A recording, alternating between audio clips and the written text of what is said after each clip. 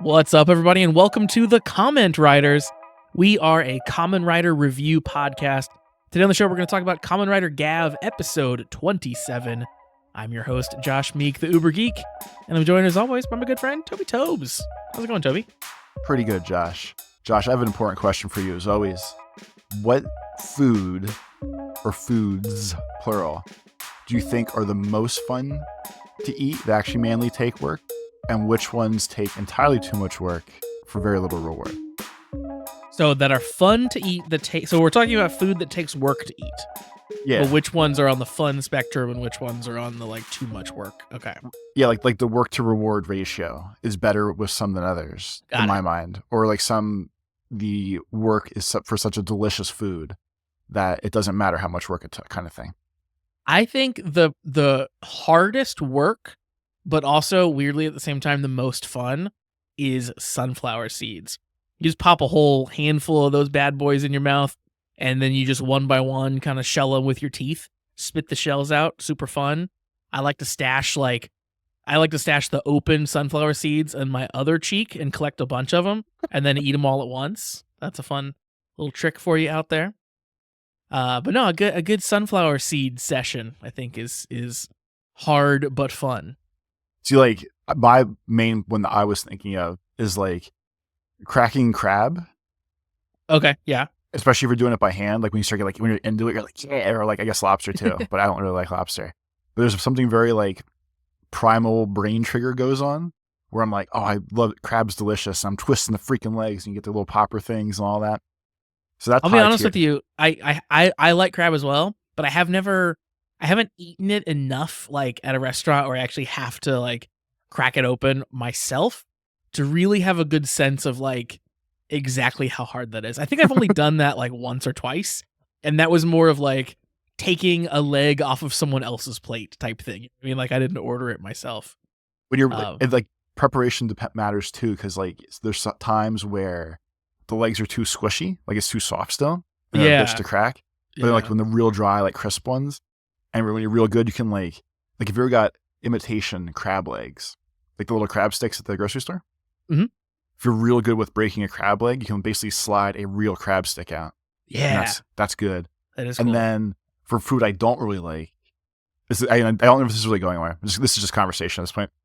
For the first time ever, I don't like coconut. But the other day, the grocery store had coconuts, and I was like, I want to drink coconut milk or water straight out of the coconut.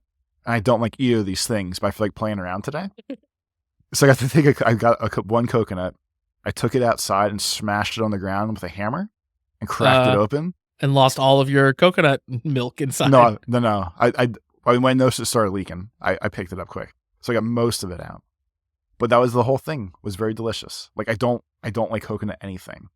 But the actual freshly squozen hard coconut water was delicious. And then even eating the meat out of it was plain enough where it wasn't the real chemically processed coconut taste that's in everything. Yeah. And I was this is delicious too. Coconut is one of those things that I feel tastes, it's much in the same realm as grape, where grape flavoring doesn't taste anything like grapes to me. They are distinct things. I feel like coconut's the same way. Coconut flavoring doesn't really taste like real coconut for the most part. Yeah. Like you said, way more chemically. I like that you took it very primitive and went and smashed it on a rock. That's pretty awesome. I don't know how else you would open it. I'm assuming you could just use a knife or the butt end of something in your kitchen and that could have worked too. But no, I like taking it outside and just smashing it on a rock like you're in Castaway or something. This is good. Well, if you smash it in the kitchen though, you're gonna damage the countertops. I mean, yeah. Well, that wasn't worth that. Coconut's only $2. I'm gonna Google how to open coconut and see if there's any wonderful tips here. It's smash it where the seam is, and then I Whole Foods and shit. I noticed the other day. I think this is what actually triggered the beginning of my I want to drink a coconut thing. It was either Trader Joe's or Whole Foods. They had pre-drilled coconuts. Pre-drilled? Where they took a hole punch and punched a hole into the coconut and then sealed it back up somehow. So you just push the straw like a fancy Capri Sun. You punch the straw through the almost full hole and you could crack your own coconut yourself and drink it out of the coconut with a straw. That's cool. I Because thought that's the dream that everyone wants. Everyone wants that cartoon version where you just have the straw, like the twisty straw sticking out of the coconut. Everyone wants that. I'm watching this person whack a coconut with a knife to crack it open right now, and it feels like magic. Though? Is it a machete or is it No. It's just like a big kitchen knife, but he's using the back end of the knife. So he's not cutting, he's just whacking it. And eventually he's whacked it so hard that he's got he broke it in half. Yeah, he just whacked it in half. He was doing this while he was holding it though, which made it look insane because he's just swinging a knife at his own fingers. I'm notorious for cutting things towards myself and then stabbing myself. And even all the times I've been warned and everything else, I just can't stop. For whatever reason, it seems like a more natural, I can grip the item and still cut at the same time. So it's basically like stabbing or sawing motions right towards the hand. Yeah, but you're an adult with an adult thinking brain. You should fight that instinct and realize that it's very dangerous and just not do it. I don't know about that. And then finally on my list, and this is also predicated on, I ate something the other day. Olives are delicious to me. If you have to pit those motherfuckers by yourself, you might as well not even get them because it's so much freaking work to either chew around the pit because everything sticks to it, or even bought a cherry pitter to try to punch the pits out, and the olives don't fit in the cherry pitter and doesn't push the pit out. I don't like olives at all. I guess I didn't know they had a pit. Yeah, well, because you get them not fresh. These were fresh from the Italian store, where it's you pitted olives, punch them, eat them yourself, and then it's basically so the hole in them that you see in olives is because they've been pitted already. Yeah. Oh, I had no idea. Okay. Big olive got you, man. Big olive. I guess so. Well, again, a food that I don't like and have never really sought to learn more about until this exact moment. So okay. All right. How do you so this feels like a sunflower seed situation. You're just going to pop a bunch of those in your mouth and start spitting seeds out, right? Yeah, but it's much like spitting sunflower seeds. It's kind of classless, depending on the situation. How dare you? We got some olive tapenade festival, all the olives on a plate thing at the Mediterranean restaurant. Uh-huh. And they were all pitted.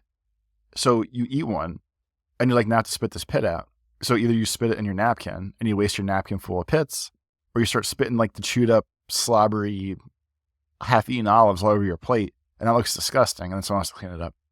I feel like there's no winning, and there's no win state in that game. No, because you're eating olives. You've already lost. That makes sense. Toby, what does it say about my upbringing that you're talking about low class, but that was a highlight of my youth was, hanging out outside, spitting sunflower seeds willy-nilly all outside. day long. Yeah. No.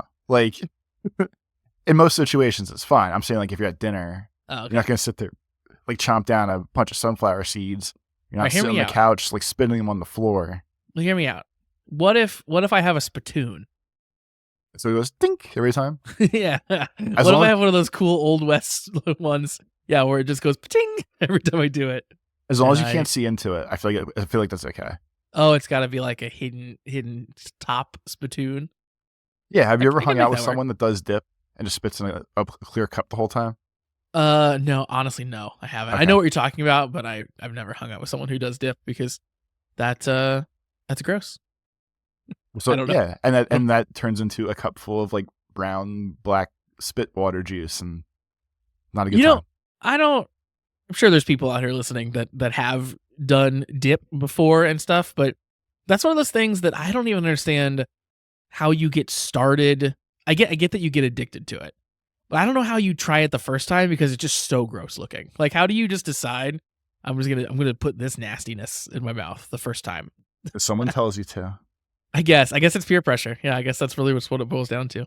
When I was a young Toby, I think it was pre having a car, so 15, 16, somewhere in there. The one kid I played laser tag with, it always goes back to laser tag somehow. It does. The one kid I played laser tag with was a wrestler.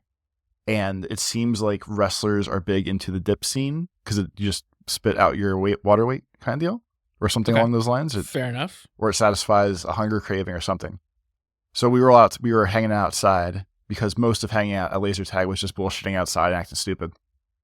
And he was like, yo, I got dip. You guys need to, he's like, either you guys need to try it or you have to try it. And then I got peer pressured into it. And he's like, oh, it's such a good head rush. Just throw it in your gum line and you'll figure it out. So I don't have the wherewithal, I guess we'll call it.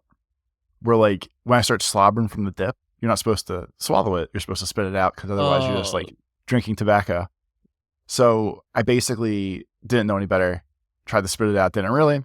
Eventually swallow enough that I got lightheaded as shit because it's like a huge nicotine rush. Yeah. And then he was like, he's like, okay, if you're lightheaded, like run back and forth. It's really funny. So then of course I did that too. And then I threw up because it was disgusting. This person sounds like a nightmare. He was. Hey, you've never done this thing before? Let's make it way worse just because it's hilarious. That sounds pretty good. Yeah, he escalated it rapidly. I guess so. He was cut out for that dip life, but you were not, unfortunately. I've dabbled later in life. I've done many bad things. Usually like the bare minimum of bad things. But I used to smoke a bunch, and then when I didn't want to smoke anymore, I was like, oh, I'll just do dip as an adult. And then it was kind of fine, but then I had the gross spit bottle, and then here we are. And I'm now leading the clean life. I'm glad. Nice and easy. Glad you've left the spit bottle behind, specifically. The rest of it's like whatever, but I just don't want to imagine that you spitting into a bottle, really. That's what it boils down to. Well, I want to see you spit into a freaking spittoon with your freaking disgusting sapphire. That's fair. Shoes. That's fair. That's why I'm willing to have the closed top, the can't see in. I'm willing to make that concession. Thank you. I'm going to close this how to open a coconut tab and this pitted olives tab that I have open because those are going to be very confusing later. And Toby, we've got a big show. Let's jump into it. We got some Kamen Rider to talk about here. It's been a week. We've been off for a week, but we're back now. Japan has figured out whatever the hell was going on. I was told it was a relay race that I couldn't find. A relay race. Maybe they were trying to race for better ratings and figure out what to do next week. But it's here. Episode 27 is here next week. And we're going to dive in. So last time we left with a bit of a cliffhanger for Hanto, Toby, where Hanto discovered that Suga was essentially creating the bitter gavs. He walks in on the bitter gavs coming out to talk to their, air quotes, dad, Suga. He was fixed. He was like, Hanto was high on dark, dirty chocolate. And he was like, I got to get back to sugar for more. He's high on my heart is dying because of this dark, dirty chocolate. So we open this episode beginning with that scene, kind of continuing on, and Hanto, of course, confronts Suga, and Suga presents the most gaslighting response that I've ever heard, because Hanto says basically like, "Hey, I can't believe you're attacking humans because I thought you wanted to eradicate the Granoots." And Suga's like, "Hey, you want to eradicate the Granoots, but we have a common goal because I want to make a person who's powerful enough to eradicate the Granoots. So, win-win." Just the level of like, just like doesn't care that Suga presents in the scene when Hanto discovers him is insane. It's like he has no remorse. He's not scared at all about the outcome of what might happen here. It's just sort of like, oh, you're here. Okay, well, I wish you hadn't seen this, but okay, we'll move on. He went from like our first initial days with him all the way back in yesteryear. He went from like sly weirdo scientist to like full-blown evil mastermind. Yeah. Evil scientist. Like his arc has been a steady increase of just like insanity with all these shomas in his house now. He has his own little harem running around his house. He really does. They've done a good job, I think, of the escalation of him to like, you think some of his aloofness is just sort of like, just kind of how he is, but then you realize like there's a sinister bend to it, and he has this like uncaring nature about him that starts to come out. And I think that they did a good job of like slowly morphing us into that view of him. And then of course it like breaks wide open this episode, but it didn't feel out of place with kind of what we knew about him going in. Like we always knew there was like something a little off, but they've ramped it up in a satisfying way, I think. And to your joke thing earlier there, the fact that like the the baby Shomas or the clone Shomas or whatever we're gonna call them. The fact they're like, "Hey, Dad, we're doing good," and he's like, "No, that's kind of off-putting. Still, please don't do that." Yeah. That was Yeah, fantastic. really good. He's like, I'm not your dad. Stop. And they're like, oh, just master. Like, oh, this is gross. This is all terrible. They all clearly see him as father, and he's just like, no, just please stop saying that. Just no. Hanto, of course, leaves angry, and ends up collapsing. And Shoma and Sachika find him kind of the next morning. He's collapsed on the side of the road, and they can't take him to a hospital, Toby, because he's got all that granute system going on inside of him. So they bring him to the only person that they can, good old Uncle Denty. There's only 2 hospitals in town, and one was closed. They had no choice but go to the other one. One was the whole reason that Hanto's collapsed on the side of the road, which is Suga. So we had to go to the other one. Yeah, and this is Suga's like not Suga. Sorry, this is Hanto's introduction to Uncle Denty, which I found to be very fun. He obviously freaks out at first, but when he first wakes up, but then he's pretty okay with being taken care of by a granute, I think. I think like it's funny because Hanto had more of a reaction to his new weird looking doctor than Sa-chan herself, who was just hanging out. And Shoma is like, "I know this is weird to you, and he looks kind of creepy. Are you okay with this?" And she's like, well, no, but yes, I guess. Well, no, just whatever. Well, let's just go." And like she just roll with it. Yeah, she says no at first, and she's like, "No, you know what? I'm okay." Yeah. She's down for whatever. Let me count to 3. Let me take a deep breath. Exactly. And while we're here with Uncle Denty, one of the new dark chocolate gochizos shows up, pops out, and Shoma had the big plan of like, hey, I'm going to talk to his gochizo and see what they saw. We can figure out what happened to him. He finds this dark gochizo instead, who refuses to talk. We even put him on the little gochizo phone, which is supposed to show the memories, and it, didn't show anything. So this guy is mum's the word. But the best part of that whole interaction with trying to trap the quote unquote dark illegal chocolate himself was that he did like crazy, like, "Hey, I'm a magic whatever. I'm going to bounce around the room and no one can catch me." And Sachiko went into like Karate Kid Zen mode where she blocked out the world and she just heard drips of water. And she's like, "He's going to be over here right now," and just grabbed him out of the air. And her doing that made me think of like we're deep into O's at this point. We're almost done with O's. And all the time we make jokes that Hina, who's Ank's sister, I guess, how the hell you want to word that, like she has like superpowers, and it's never addressed other than the fact that like rather than like use it to like save the world or do cool things, it's usually ha ha ha, I threw a baseball today and it went past this kid's head and through the dugout and across the world and came back the other side. And they usually play her like that.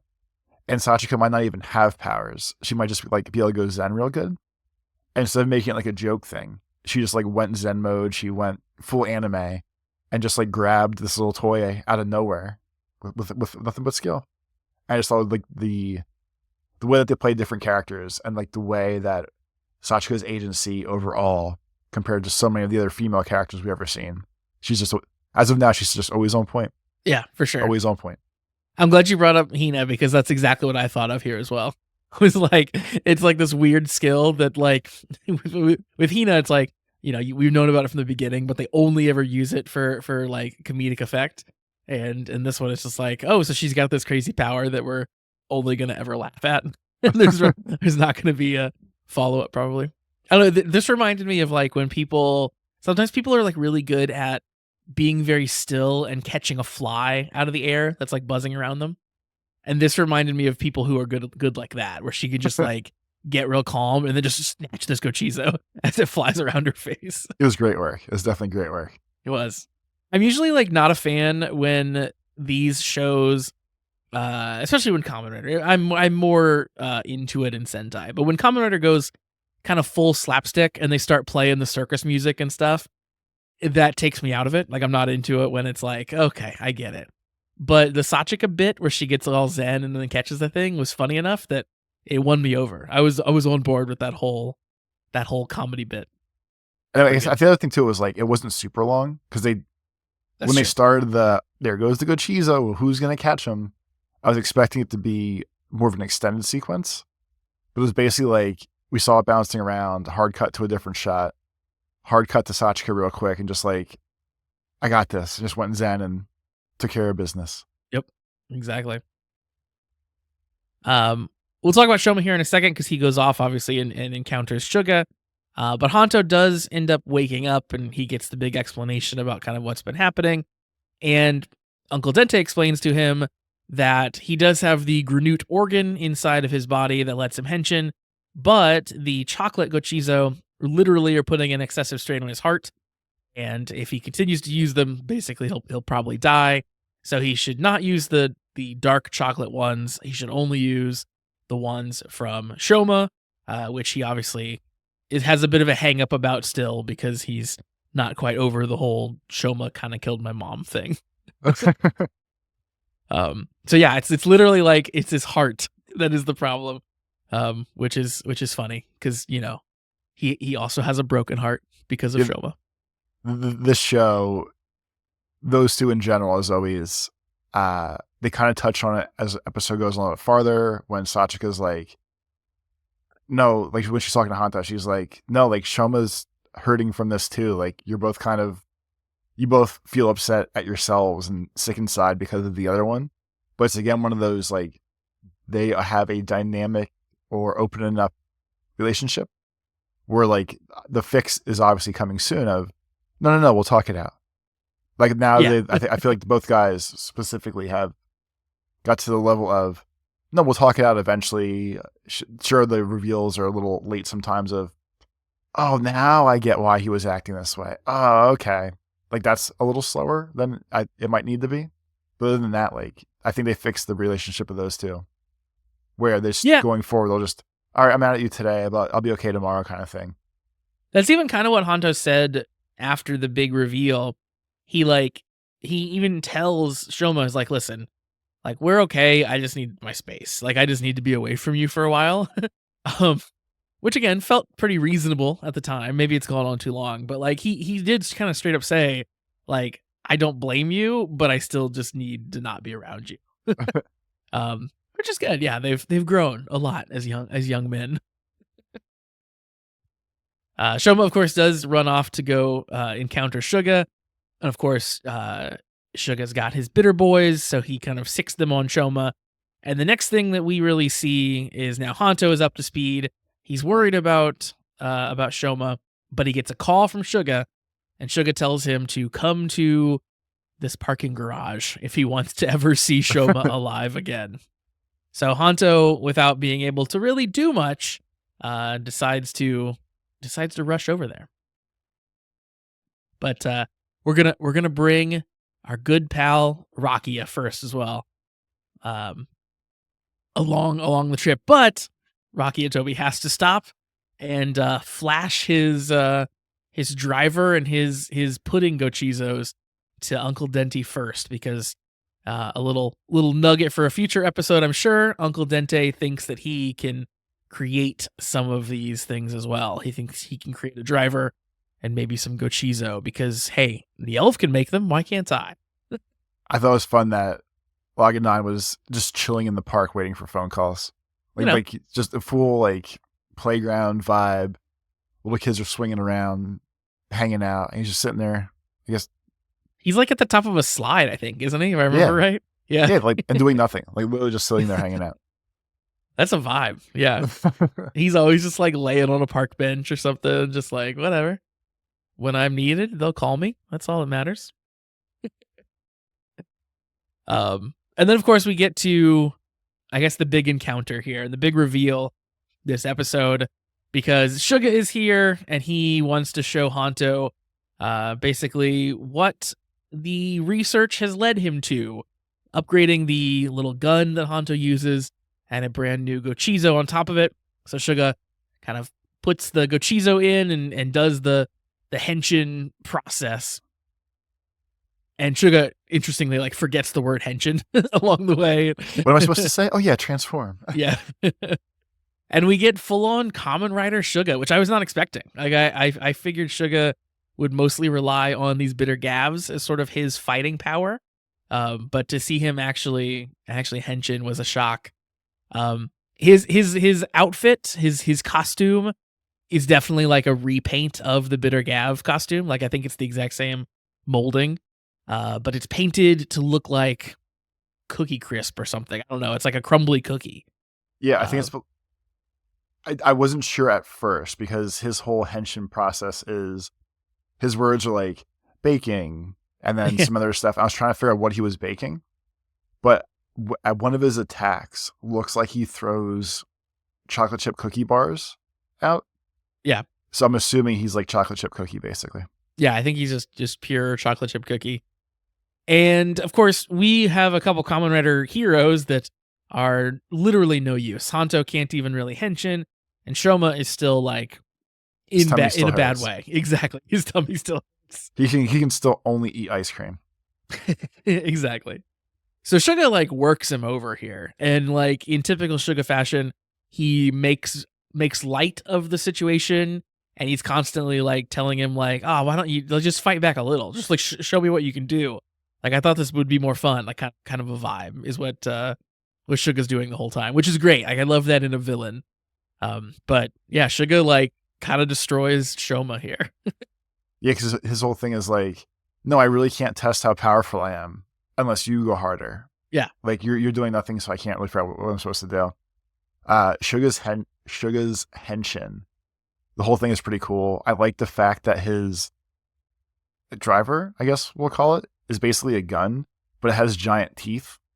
So like his henshin motion with the gun is like the gun like eats the Gochizos basically. Yeah. And then he henshins. I thought that was cool. And then I rewatched the transformation while we're talking here. And it's 100% cookie confirmed, because watching it again, it's oven coils wrap around him. Whoever the voice in the little driver goes beyond biology, but you can see cookie batter drip down on him, and you can watch it bake. So it's definitely like chocolate chip cookie or cookie based or whatever you want to call him. But I'm sure that's what he is now. Yeah, he's his official name I guess is Kamen Rider Bake or Kamen Rider Baiku. So yeah, he's all about them baked cookies. I don't know. I like him as a writer. I like Suga having a writer form, and I like the gun, like you were saying. Kind of take it or leave it on the actual like look of the suit, though. I think that all those pieces look a lot better in their original color, and I don't know. It just doesn't do. I don't hate it, but like when you're coming off of like how awesome Shoma looks, how awesome Hanto looks, and then how awesome Laganine looks, especially. Like I'm kind of expecting a lot from Kamen Rider suits this season, and this one you can very much tell is like a, we just repainted something because we didn't plan for this originally. Which is a bit of a letdown, but like I get it. I get why it exists. I don't know what made me just think of it. I guess discussing him getting a suit out loud, I feel like we haven't really touched on the Evil Factory family for a couple weeks now. Like having the week off doesn't help either. But I feel recently like we're getting a sub boss now in Sugar Bake, whatever. And obviously like the issue with him is going to be the issue for the next couple weeks here. So I feel like the Stomach family has been set aside for a while. And I felt like the show was doing a good job of keeping them important up until vaguely when one of the twins died. And I feel like since then we haven't really touched on them as much. But it seems like we keep getting farther and farther away from them now. And they were supposed to be like the main plot of the show, at least in my vague concept of this towards the beginning here. Well, it's weird. They're like continuing to, I guess like they're the reason that things get set in motion, but they're not the focal point then of that motion. So like, the whole reason that Shoma and Hanto are sort of on the outs now is because of what the Stomach family was doing and their weird, crazy acid vats that people got thrown in. So like they're the reason that they're on the outs, but that's like sort of tangential to it. They're the reason for Lage 9 and why he had to kind of become friendly now with the whole group. And they're the reason because of Nielv for Suga to have kind of headed down this research path, I guess. So again, they're like setting things in motion, but then we're dealing with the outcome of that rather than focusing on them directly. But you're right. It does feel like to me that we have left them behind a bit too much. So like we'll deal with Suga again next week for sure. That's going to be like the main focus of next episode. But hopefully then after that we get them back in play somehow. Like we have, because we were kind of for a little bit like having a nice little final boss or like I guess mini bosses leading up to final boss situation where we were focusing on a member of the family and they would get powerful and fight Shoma, and then maybe he would win, maybe he wouldn't, but like it felt like we were sort of progressing up the ladder of the Stomach family, and that has just kind of stopped at this point. And not even that. Like the last time I remember them all being a main part of it. And again, maybe I have weak time blindness because of not watching it last week. But it feels like it was 3 or 4 weeks ago when Login 9 helped Shoma break back into the factory. Yeah. Which started like the him and Hanto breakup and everything. But that feels 4 episodes ago, 5 episodes ago. And since then, I really don't remember a ton of things remotely coming up with that group at this point. Yeah, we spent like 2 weeks on a, I won't call it a side story, but we spent 2 solid weeks on just Lage 9 learns the value of humanity, basically, right? Like it involved a Granute, but it was very much Monster of the Week Granute, not really like sent directly from the Stomach family Granute. And then it was just a story about Lage 9, basically. So that was kind of 2 solid weeks there. So yeah, it has been probably like 4 or 5 weeks since we've really cared about the members of the Stomach family. Yeah, which feels like a long time.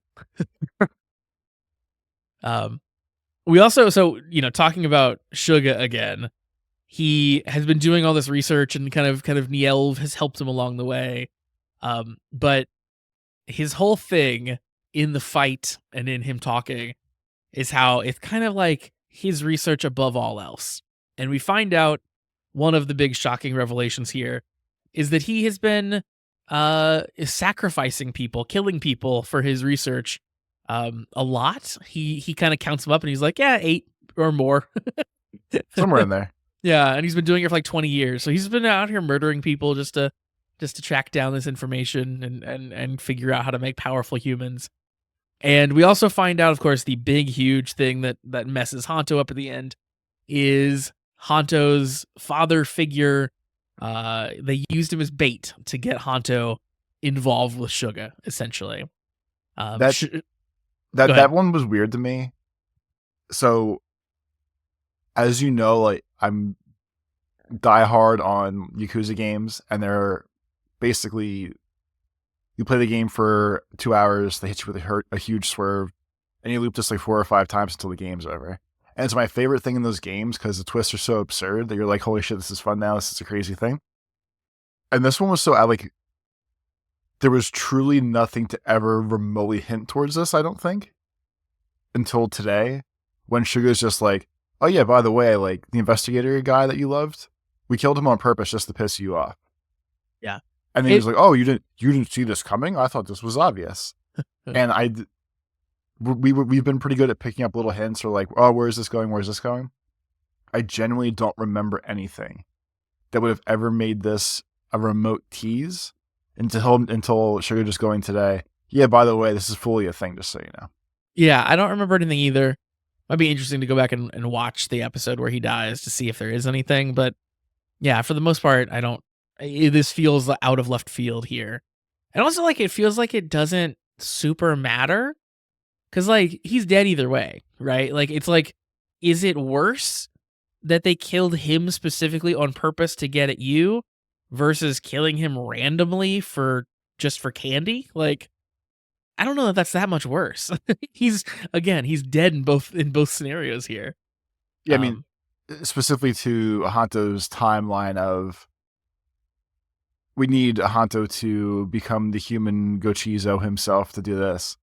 But even then, yes, TV show, and yes, escapism, and you have to let a lot of things go. But all the pieces that they're just made up now to be like, oh, Hanto, you're a Kamen Rider because we thought you would be a good human somehow to make into a hybrid. So we figured the only way we could get you to even look into these things was if we killed your mentor, father figure. And it's just like there's a lot of leaps there that I feel like, again, that just show up out of nowhere. It wasn't like we weren't halfway there and we just randomly dropped in the rest. We were 0% of the way there and we went like 110% with it today. Yeah, absolutely. Yeah. I guess the only difference is that in all of the other humans that have gotten captured that then they've rescued, it's been perfectly fine. Except for that one where they broke him in half. Like, do you remember that? Like, he was the one where they broke his little acrylic glass in half and then he was dead forever. And that's always been like the danger since that point, but it's never come up again. So maybe there was a little bit of a targeting there. I'm just like, now snap him right now. But yeah, I agree. There's a lot of leaps there in that logic. I'm hoping that it won't super matter. It'll just be sort of an inciting event for Hanto to get really mad next episode. And then we'll just sort of forget it from that point on. Yeah, I mean, he's definitely... This is the most pissed off I think obviously he will be. I feel like they can't keep having Hanto have these morality crises either anymore. Like this is a big one, and sure, I understand, we'll let it go. But Hanto's arc progression has basically been 4 or 5 episodes go by. Something huge rocks his whole world. He mopes off. He deals with it, comes back when he does. But they keep looping. They keep looping that now. Yeah. First it was dealing with Shoma, and it took him 4 or 5 weeks to be friends again. And now he's on drugs and doesn't know about Shoma, and that's a couple of weeks. And then there's something before that. And now it's, oh, we killed your dad. Ha ha ha. Oh, you look upset again. You're shocked now. Okay. And he's not going to get over this tomorrow or like next week, whatever you want to call it. It's going to be another couple episodes again. And now he's still dealing with he still has to fix Shoma and their relationship. Yeah. Just for him to deal with this new morality crisis or life crisis he's dealing with. And not that they're unfounded or anything, but they're just bullying the shit out of this dude. Truly, yeah. Yeah, I think that that needs to go a different direction somehow. Like, this can't be another I'm going to go mope around for a couple episodes thing. Like, we have to handle it differently or something. Because, yeah, if they do the same thing again, then that's too many. I agree. Because, yeah, you're right. That has been his arc for a little bit of just like, I'm my own man over here doing my own thing because for some reason I'm on the outs with Shoma. And yeah, I don't want to run that back again. We ran it back enough. We can give him a break. Yeah, exactly. So yeah, that's pretty much the end of the episode. So the ending is Suga tells the bitter gavv guys it's time to go home and intends them to kind of collect Shoma and Hanto to drag them back to the lab. But Shoma just has enough wherewithal that he can basically cast smokescreen and whisk them away. And at the very end, we get to see Suga de-henshin, and his hand is all like shriveled up and nasty looking. And he's like, oh, I guess this is taking a toll on my body. As all the henching Gochizoing seems to do this season. Yeah. The craziest thing tied to that, when he was giving his speech about, I've been sciencing for like 20 some years now, it blew my mind that he was supposed to be presenting as an adult. Because at least from like actors' ages, sure, all that kind of bullshit. But he looks the group's age. I would have thought he was like low 20s, like quirky science guy. And especially when Niel, Pidgey, whatever, comes to visit, like they both look super young. So I never would have tagged them as old. But that makes him 40-some, 50-some. If we're going to do, he went to college at 18 and decided he wanted to be an evil scientist for 20 years. Like, he's definitely supposed to be an old dude. It's crazy. Yeah, he's supposed to be older. He's supposed to be older than I thought that he was, but I definitely thought that he was older than the kids. Like, I thought that he was older than Hanto, but he certainly is older than even I thought that he was after this 20 years thing. He's aged very well. It's very, very graceful aging. It must be all that evil science stuff that he's doing. That's smart. Toby, let's jump over to emails. We have an email this week. Of course, if you want to send in emails, you can send those over to cast@commonwritersucks.com. Once again, that is cast@commonwritersucks.com. The email this week comes in from our friend Shade. Shade says, "Do not trust the cookie." Hello, everyone, and welcome back from our second break of the year. There were quite a few announcements during the break, so let us get to them immediately. First off, Kamen Rider Gotchard Graduations is available online and subbed. So if you want, I think I saw that listed. I was debating if I wanted to watch it myself or not, but yeah, I was say if you want some more Kamen Rider Gotchard in your life, well, you can check out the movie. Shade says definitely check it out. It was way better than I thought it would be. I promise you will lose your shit once you figure out what Spanner got himself into in this movie. LMAO. P.S. There's a post-credit scene, so don't just turn the movie off. Well, there you go. There's some high praise for Gotchard Graduations. Yeah. Shade says the Kamen Rider gavv graduation special is also out if you want to see the gavv cast messing around and in high school. And here's a highlight. So I watched the little clip that Shade links here, and it's adorable. It's Shoma, Hanto, and Rakia in high school, in class, basically, and they're trying to figure out how to tell someone that you like them, and they're using their like henshin poses and stuff to do it, and it's ridiculous. Shade says, and while we're on the topic of Gotchard, they've announced a really cool special. It's called Kamen Rider Majade with Girls Remix. Yeah. Girls Remix was a special about female Kamen Rider characters teaming up, so Majade is going to join them this time. Apparently, they've alluded that they'll be making more of these in the future, so that's really cool. Funny thing is, Clotho's actress is going to show up, not as Clotho, but instead as her character from Kamen Rider Amazons, the show with intense gore and cannibalism. Good shows. Yeah, all good shows have those things. Next up, we have a few curveballs in the mix. Recently, Assassin's Creed Shadows came out, and Ubisoft Brazil decided the best way to promote the game and pay homage to Japanese culture is to make a tokusatsu opening for the video game, which is crazy. Where's that at? Here, I'll link it, and you can watch it and tell me about it while I'm reading the rest of the email here. I love Assassin's Creed. And I'm vaguely in the Tokuverse, and I'm surprised I didn't even notice that was a thing. Vaguely in the Tokuverse. My toes dipped in. I like that you've done a podcast for this long and still your toes dipped in. Yeah. Shade says, now, you may think that, hey, this was a pretty random thing to do, but tokusatsu is actually a very popular piece of Japanese pop culture in South America, alongside anime, of course. Shows like Kamen Rider Black and Metal Heroes were aired and dubbed in Latin American countries even before Power Rangers was a thing. I think that's also true of like Hawaii as well. Like they got some very early tokusatsu shows, so they have this weird like history of toku that we don't really know about. From my limited knowledge of things, I feel like Hawaii is a weird mix, and this is aside from the video games I'm playing right now. Hawaii feels like a weird mix of Japanese culture things and American culture things. And I'm going to assume it's location based just because it's between both countries, basically. So that kind of checks out to me that like, yeah, sure. Or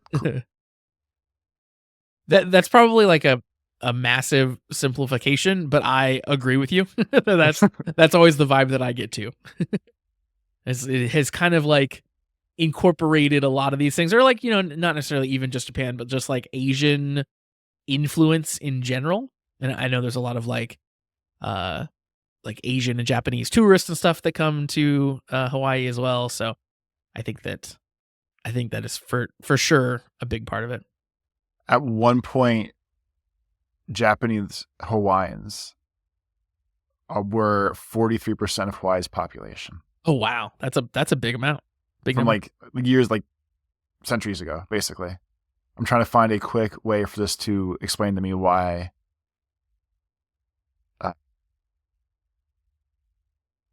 It's just, best I can find on Wikipedia quickly. It's just that Hawaii is a dream destination for Japan. There you go. And people started to visit, and then due to the large percentage of people that were already Japanese living there, it's familiar comfort while retaining also the Hawaiian paradise. Yeah, because you get a little bit of like, oh, this is away from home, but you still get the home comfort too. I know these people. I can speak this language. And there's 83 Japanese schools in Hawaii. That's crazy. So it must be a thing. Yeah. Yeah, it must be a thing. Shade goes on and says, for our next curveball, there's an announcement for a new Kamen Rider anime, but it's not what you're expecting. The anime is called Tojima Tanzaburo Wants to Be a Kamen Rider. It's an action comedy about a 40-year-old Kamen Rider fanboy who desperately wants to become a real-life version of Kamen Rider. From what I've heard, this manga seems to be similar to Kick-Ass, if you guys are familiar with that. Basically, he's dressed up as a Kamen Rider and he's going to fight crime. Well, realish crimes. I follow some random toy feed, and I just saw someone posted a statue of whoever wants to be a Kamen Rider. Where the hell the name was? Tojima Tanzaburo. Yeah. I thought it was just someone made a toy based off of something that like so-and-so wants to be a Kamen Rider. And now I learned that's actually like true media, that they were just making a toy for the show, not just a toy to have a toy. This sounds amazing. I really like, I was going to say I really like Kick-Ass. I think I more really like the premise of Kick-Ass than Kick-Ass itself. I don't hate Kick-Ass, but the idea of it where you figure out sort of like, what would superheroics look like IRL? Where like people don't really have powers and maybe they've just trained for a long time. And then it's like, I don't know, all the logistics of like, how do I actually do superheroics in the way the real world works is I think really interesting and really fun. And yeah, this sounds great. Just a crazy person who just is dressed up in a suit and is going to go out and start beating people up. Sounds really good. Those movies made Jim Carrey stop doing acting for a while. He only came back for it's true. That is a true lore thing, because he came back for Sonic. Yeah, because it's a kids movie that's filled with happiness, and not a gory ass movie about kids getting the shit beat out of them shot. But it was a real thing after Kick-Ass 2, because he was in the second one. He had some big thing where it was like the way that we show violence and everything, especially to kids. He's like, after I did this, I thought about how gross this actually is, and I'm not going to do this. He either stopped acting altogether for a while, or just said no more adult-ish related movies. Yeah. But the only thing I can think of he did post that was definitely the Sonic movies, which is kid campy fun. Yeah, the Sonic movies were, I definitely remember the thing that brought him out of retirement for whatever reason. Probably the massive buckets of money that he got paid for it. But yeah, I think Kick-Ass is great in premise, and like execution is not amazing, which I feel like is like Mark Miller's thing. He's the author of the comic book, and I feel like his thing is oftentimes, for me at least, like really cool idea. It's weird you put so much like gruesome, bloody violence and like gross shit in this book, because it's undermining your whole premise. That's sort of like what he kind of always does. And I don't really get it, but it's always been his thing. But anywho, Shade goes on to say, our final news here is a big one. The trademark for the next Kamen Rider series has been revealed. Of course, this is something we've been talking about in the Discord as well, but here on the podcast, yeah, our next Kamen Rider is called Zetz. Zetzz. Shade says it's pronounced as Zetz or Zetsu. I think we vaguely got to that in the Discord at patreon.com/Kamen Riders. Yeah, patreon.com/the Comment Writers if you want to talk about all the funny ways that Kamen Riders can be about zits. You can come do that there. Shade says, as we've covered on the show before, they're changing the production schedule around, so we'll be getting this kind of news even earlier than usual, although this was a lot earlier than expected. So yeah, we only have the name for now. What are some of your guys' guesses on what Zetsu is going to be about? So yeah, we were kind of discussing this in the Discord, what the sort of premise would be. I think that the way that the logo is styled is like you see the Z's, and it made me think like, is this some sort of weird like nighttime nightmare shadow realm, like I'm invading your dreams type of situation, or like a Kamen Rider who's powered by sleep, or like you become the Kamen Rider when you go to sleep, or something really off the wall like that. That was my first thought and premise. And for going that way, then we need the Freddy Krueger / Dream Warriors to appear in this Kamen Rider. Like I guess the Kamen Rider / Riders would be the Dream Warriors, but like that was obviously like my horror themed brain would want that to be the good one. And then the happier version of that is there's an old children's book that was, I think, turned into a cartoon, and then was also a Nintendo game, Little Nemo in Dreamland. And that was, he fell asleep, and then animals came to his defense, and he could like control the animals to fight things, blah blah blah. So if we're doing it that way, I could see the whole collecting dreams things, or hey, I had a dream about this new armor I could have, and then the person makes the armor, or I dreamed about how to fix this and they fix something else. Or if it's dream coded, I guess there's not many options of things you can do, unless it's just the more extravagant things, the better, and they just do wacky shit the entire season. Yeah, it'd be interesting to see. And this is, as far as I've read online, like we do have the name and stuff here, but no one is like figuring it out from what I can tell. Like everyone is sort of kind of scratching their heads at the name Zetsu. It's not like we came out and it's like the next Kamen Rider is Kamen Rider Sleep, and everybody's kind of figured it out from there. Like Zetsu is kind of a meaningless term, so yeah, it'll be fun to unwrap that story when the time comes. Shade says, but who doesn't have to guess anything? Shoma's actor. He probably met the next guy while working already. Yeah, I'm sure that they've like probably told them and filmed some scenes and stuff. Who knows? What if has a Kamen Rider ever been evil, or are they always the good guy? Well, that's kind of the premise from the beginning, was that it was the original Kamen Rider, very first one, was an attempt at creating an evil monster, and the person that they were experimenting on, the bad guys were experimenting on to become Kamen Rider, kind of overcame his programming and became a good guy instead. So that's sort of the underlying Kamen Rider premise always, but there are definitely evil bad guy writers. Like we saw one in this episode in gavv, right? Like there are bad guy writers galore. I guess that makes sense, because the other way they could switch it up, and Kamen Rider Sleep, if he is Kamen Rider Sleep, he could steal people's dreams. He could be like the evil thing in the show, and then the show is actually more about everyone trying to stop him versus the other way around. Cool. That would be a really fun twist, which I don't think that they've ever really done. Maybe there's a that was more my question of, has it ever been from the other side of the humanity in these shows, or like like the main writer being a bad guy, like right, like that would be really interesting if it was sort of a show where your titular writer is this crazy monster, and yeah, it's all the humans trying to figure it out. It'd be more like a Godzilla movie at that point, right? Like that could be really cool. But I'm sure it won't be that, because we need to sell toys. So I'm sure he'll be a hero and everyone will love him. Shade goes on to give us some information from the producer's blog for this episode. First up, the blog mentions how Hanto's actor has been accumulating a lot of experience in acting unconscious and running into things he shouldn't have seen. Quote, there are many things like this with Hanto. He has accumulated much experience from acting unconscious and seeing things that he shouldn't have seen, like walking in on. Then they talk about Suga a little bit. Kamen Rider Bake is the name, as we said earlier. He transforms using a dinosaur gun called the Bake Magnum and the chocolate chip cookie Gochizo.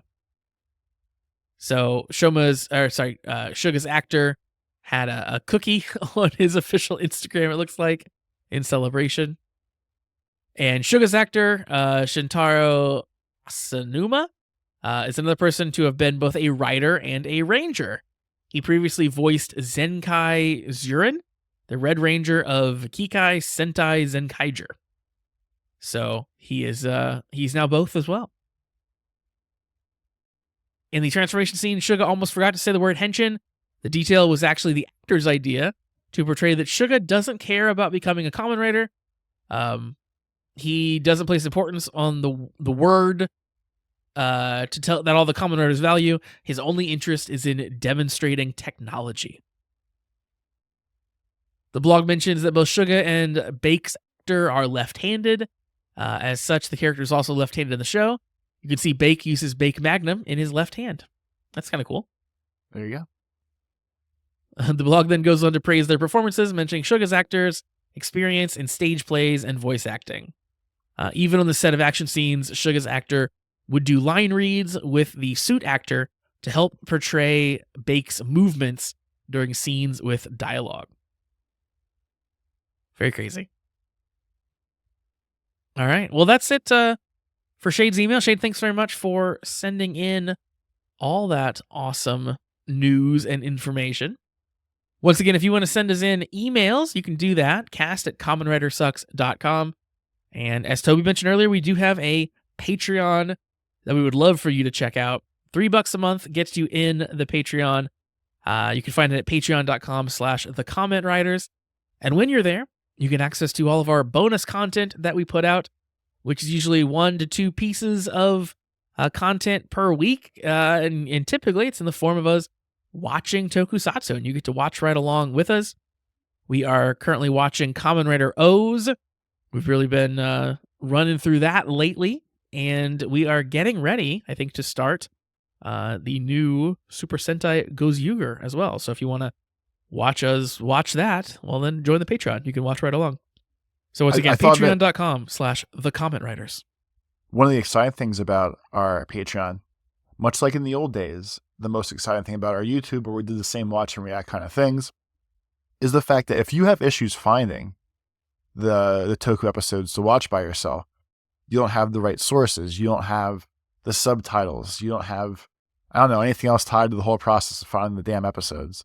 If you just sign up for our Patreon, it's basically like paying a subscription for $3 a month to be able to watch the episodes. You just have to work around the idiots talking over the episodes.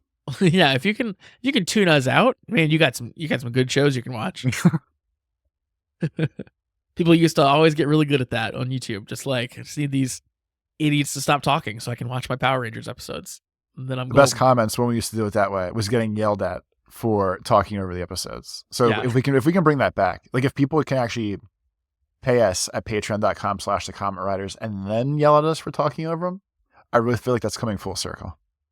And that's a big improvement over when people didn't pay us and also yelled at us. So yeah, if we can get your money and then you yell at us, that's fine. You've earned it. All right. Well, I think it's going to wrap us up for this episode. Toby, why don't you tell the people where they can find you on the internet? On Twitter, it's at Life of Tobes. On YouTube, it's Tobes Plays. And on Retro Achievements, it's Tobes Plays as well. And for me, I'm on Blue Sky at meek.lol. And the show is also on Blue Sky. You can find it at kamenwritersucks.com on Blue Sky. We'd love for you to give us a follow over there. And yeah, I think it's going to wrap it up. Check out the Patreon. Links down in the description. Send us emails. Also linked down in the description. And we hope you join us back next time to talk about, clearly, more of Suga being super, super evil. But in the meantime, have a great week, everybody. Peace.